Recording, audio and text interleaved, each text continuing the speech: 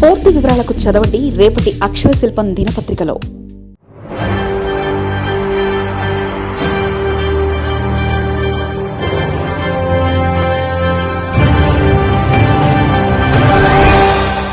అయ్యయ్యో అయ్యప్పకి commercial touch. Ayyappa మహాపడి పూజకు గ్రహణం, నిష్టకు మంగళం, ఆడంబరానికి పీఠం. స్వామిని కమర్షియల్ ఈవెంట్ల ఆర్గనైజర్ల ప్లాన్. కార్పొరేట్ స్టైల్లో అయ్యప్ప పడి పూజట. నిన్న అయోధ్య సెట్, మొన్న వినాయక చవితి దంద, ఇప్పుడు అయ్యప్ప పూజకు కమర్షియల్ టచ్. ఇది ప్రస్తుతం నగరంలో జరుగుతున్న మహాభక్తుల తీరు. ముఖ్యంగా పడి పూజ పేరుతో కార్పొరేట్ స్టైల్లో నిర్వహణకు ఏర్పాటు చేస్తున్నారు కొందరు. నవ్విపోతురుగాక నాకేంటి సిగ్గు అనేదే అక్కడ కనిపించడం లేదు.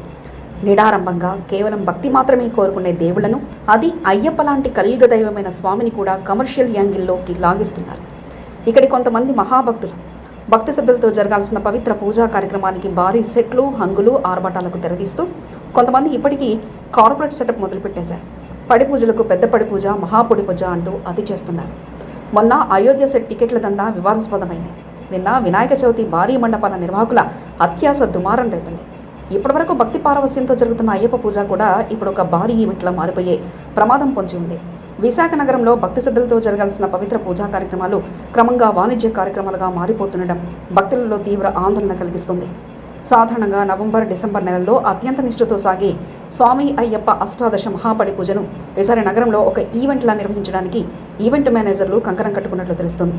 అయితే ఈ పవిత్ర కర్తృ బాధ్యతలను భక్తిభావంతో కాకుండా లాభాపేక్షే పరమావధిగా భావించే కొన్ని ఈవెంట్ మేనేజ్మెంట్ సంస్థలు చేపట్టాలనే నిర్ణయం ఇప్పుడు సరికొత్త వివాదానికి తెరలేపుతుంది.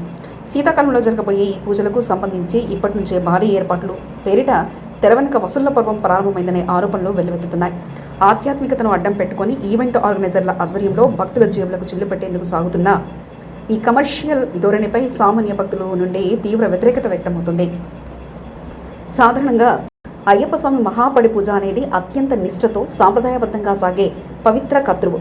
దీక్షలో ఉన్న గురుస్వాములు, మణికంఠ స్వాములు నెలల తరబడి కఠిన నియమాలు పాటించి ఈ పూజ నిర్వహిస్తారు.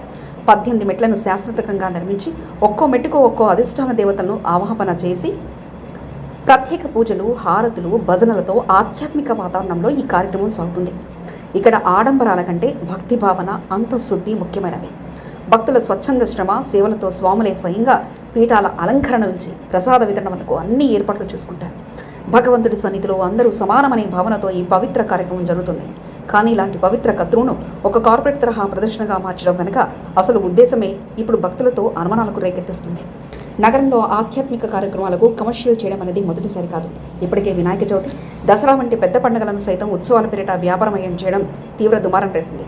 భక్తి శ్రద్ధలతో జరగాల్సిన వేడుకలను ఈవెంట్లుగా మార్చి వీఐపీ పాసులు, ఎంట్రీ టికెట్లు, స్టాళ్ల ఏర్పాటు పేరుతో భారీగా నిధులు వసూలు చేయడంపై గతంలో సామాన్య భక్తుల నుండి తీవ్ర వ్యతిరేకత వ్యక్తమైంది. గతంలో బీచ్ రోడ్లో ప్రతిష్టాత్మకంగా అయోధ్య రామాలయ సెట్ వేసి దానికి కూడా భారీగా టికెట్లు పెట్టడంపై పెద్ద ఎత్తున వివాదం చెలరేగింది. భగవంతుడి కార్యక్రమానికి కూడా వ్యాపార హంగులు అద్దడాన్ని భక్తులు సహించలేక తీవ్ర నిరసనలు తెలపడంతో చివరికి ఈ సెట్నే అక్కడి నుంచి తొలగించాల్సి వచ్చిన సంగతి నగరవాసులు గుర్తు చేసుకుంటున్నారు. అలాగే వినాయక చవితి మహామండపాల దంద కూడా చేదు అనుభవాన్ని మిగిల్చింది.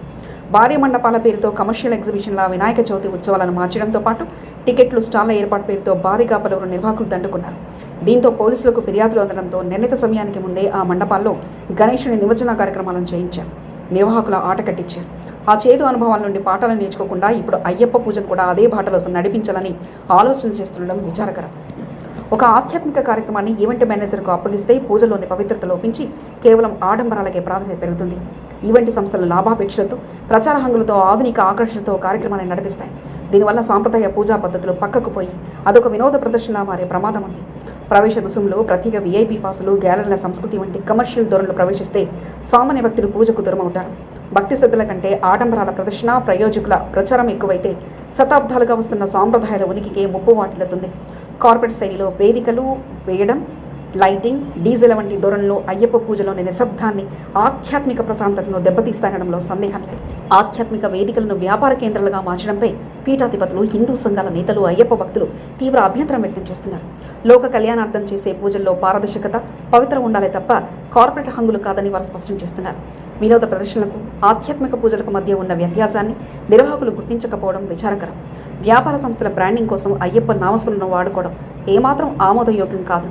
ఇప్పటికైనా ఈవెంట్ సంస్కృతిని పక్కన పెట్టి సాంప్రదాయ పద్ధతిలో గురుస్వాముల పర్యవేక్షణలో సామాన్య భక్తుల సమక్షంలో పడిపూజ నిర్వహించకపోతే భక్తుల నుండి తీవ్ర వ్యతిరేకత ఎదుర్కోవాల్సి వస్తుందని భక్తులు హెచ్చరిస్తున్నారు. పవిత్రమైన అయ్యప్ప దీక్షా సంస్కృతిని వ్యాపార హంగుల బారిన పడకుండా కాపాడుకోవాల్సిన బాధ్యత అందరిపై ఉంది. మరిన్ని కథనాల కోసం సబ్స్క్రైబ్ చేసుకోండి మీ అక్షర శిల్పం. పూర్తి వివరాలకు చదవండి రేపటి అక్షర శిల్పం దినపత్రికలో.